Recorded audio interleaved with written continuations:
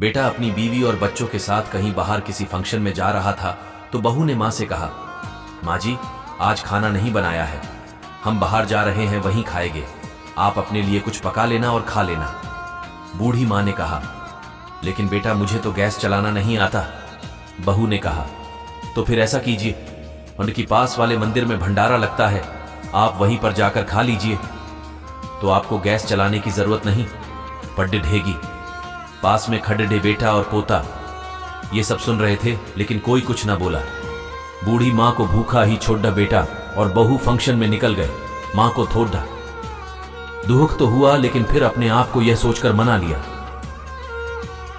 ठीक ही तो है, कभी कभी बहू को भी घर के काम से आराम मिलना चाहिए और भगवान का भंडारा खाने का सौभाग्य किस्मत वालों को ही तो मिलता है।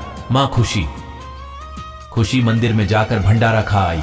एक दिन बेटे की छुट्टी थी। बेटा, बहू और उनका बच्चा अपने घर में साथ में समय बिता रहे थे।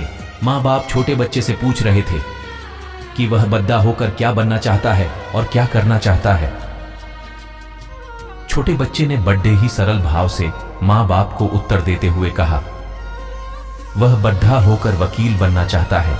मेरी इच्छा इस घर से भी बड़ा घर लेने की है, लेकिन वह घर मंदिर के पास होना चाहिए ताकि जब मैं बड़ा होकर किसी फंक्शन में जाऊं तो आप लोगों को ज्यादा तकलीफ ना हो। मंदिर नजदीक रहेगा तो आपको ज्यादा दूर जाकर भंडारा नहीं खाना पड़ेगा। बच्चे का ऐसा जवाब सुनकर दोनों के पैरों तले से जमीन खिसक गई। उन्हें अपनी गलती का एहसास हुआ। कभी भी अपने माँ बाप के साथ ऐसा बर्ताव न करे जो आपको भी ऐसा बर्ताव बाद में सहना पड़े। ऐसे ही कहानी सुनने के लिए चैनल को सब्सक्राइब कर लो।